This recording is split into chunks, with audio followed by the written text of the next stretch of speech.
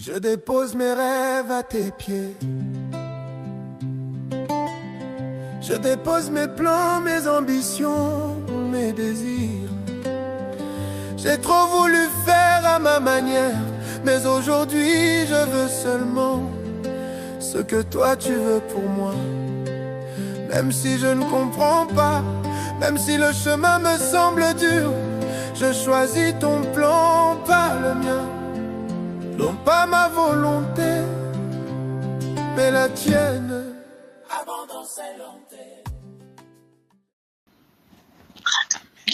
Quelqu'un dit avec moi, laissez le contrôle à Dieu. Laissez le contrôle à Dieu. C'est le contrôle à Dieu. Laissez le contrôle à Dieu. Romains chapitre 10, verset 1 au verset 3, je lis au nom de Jésus-Christ. Frère, le vœu de mon cœur et ma prière à Dieu pour eux, c'est qu'ils soient sauvés. Je leur rends le témoignage qu'ils ont du zèle pour Dieu, mais sans intelligence, ne connaissant pas la justice de Dieu et cherchant à établir leur propre justice, ils ne se sont pas soumis à la justice de Dieu. Je bénis ton nom pour ta parole, qu'il me soit permis de la transmettre dans toute sa véracité, que gloire et honneur te reviennent au nom puissant de Jésus-Christ. Amen. Alors mon ami, en peu de temps, j'aimerais partager avec toi sur le thème laisser la justice à Dieu. Kamalosh Katayamando Zosokoto Roboshakataya Bramando Zosokoto Ikaida Lamando Zosokoto Roboshekete Abramando Zosokoto Roboshekete.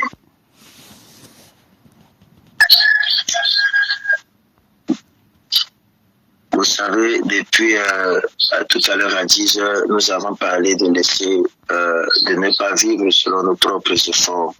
Lorsque le voile de l'Éternel se décide de ta vie, mon ami, tu dois laisser le contrôle totalement à Dieu. L'apôtre Paul par la parole, mon ami, parle avec douleur, mes amis, et amour à son peuple, au peuple de Dieu. Il s'adresse à Israël. Il reconnaît leur ferveur religieuse, leur passion, leur zèle pour Dieu, mes amis. Mais il souligne un problème fondamental, une chose très précieuse. Il dit, leur zèle n'est pas accompagné de la connaissance. Leur zèle n'est pas accompagné de quoi? De la connaissance. Ça veut dire que tout ce qu'ils sont en train de faire, ils le font pour eux, ils le font par leur propre capacité, mais ils ne le font pas pour Dieu, il ne laisse pas Dieu. Autrement dit, mon ami, tu peux être sincère, mais sincère dans l'erreur. Tu peux prier, jeûner, servir à l'église, et pourtant ne pas marcher dans la vérité de la parole. Le zèle ne suffit pas, mon ami.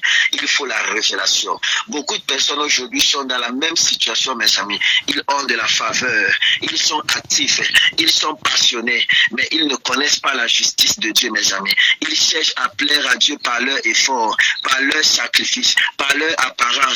Mes amis, sans se soumettre à la justice que Dieu lui-même a donnée par la foi en Jésus-Christ de Nazareth. Nous essayons d'obtenir certaines choses par nos propres capacités. Nous essayons, mes amis, de nous donner de l'importance. Nous essayons, mes amis, de nous rapprocher. Nous essayons, mes amis, de résoudre certaines choses, mais par quoi? Par notre propre justice, par notre propre capacité, par notre propre force. Écoutez-moi, la vraie justice ne vient pas de ce que tu fais, mais de ce que Christ a fait pour toi.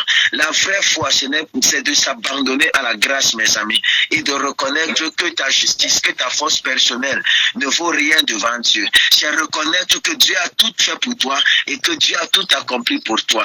La vraie force ici, mes amis, c'est de se laisser totalement conduire par Dieu, de s'abandonner totalement et de connaître, de reconnaître, mes amis, que nous ne pouvons pas sans Dieu.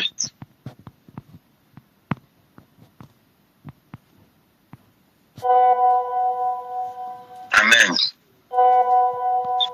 Amen. Paul va dire, ils cherchaient à établir leur propre justice. Ils cherchaient à établir leur propre justice. Ils essayaient de faire tout par leurs propres efforts. Ils essayaient de gagner par leur propre force. Ils essayaient d'évoluer par leur propre force. Ils essayaient de grandir par leur propre force. Mes amis, ils voulaient se prouver à eux-mêmes. Ils voulaient se rendre, mes amis, eux-mêmes dignes de Dieu. Au lieu de recevoir humblement la justice divine offerte gratuitement à ceux qui croient par Dieu. Écoutez-moi, qu'est-ce que cette parole nous enseigne? Le zèle sans connaissance conduit premièrement à l'erreur. erreur. Deuxièmement, la véritable soumission à Dieu, c'est d'accepter sa voix, pas la nôtre, mes amis. C'est de laisser à Dieu le total contrôle. C'est de se soumettre totalement à la volonté de Dieu. Le salut n'est pas dans nos performances, mais dans notre foi en Christ, mes amis. Dans notre foi en Christ. Alors essaye, arrête de vouloir tout contrôler par tes propres forces. Ce que Dieu t'a déjà donné par la grâce, reçois simplement par la grâce et laisse Dieu.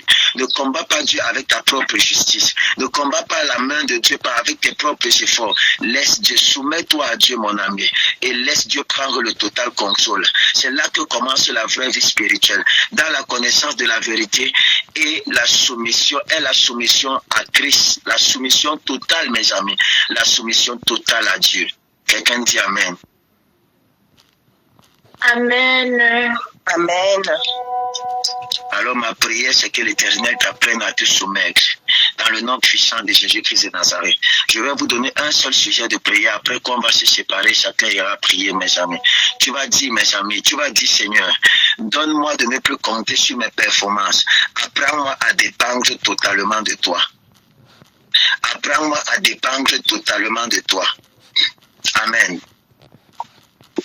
Amen. Tu vas dire, Seigneur, apprends-moi à dépendre totalement de toi.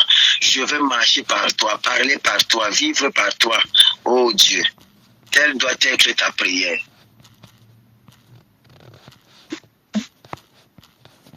Que le Seigneur Jésus-Christ te bénisse. Que sa grâce et sa main soient dans ta vie dans le nom puissant de Jésus-Christ. Amen. Tu es favorisé et connu par la main de l'Éternel, dans le nom puissant de Jésus-Christ. Je te donne rendez-vous lorsqu'il sera 15 heures. Le reste du temps, tu pries personnellement. Sois béni, mon ami. Shalom, shalom, shalom. Shalom.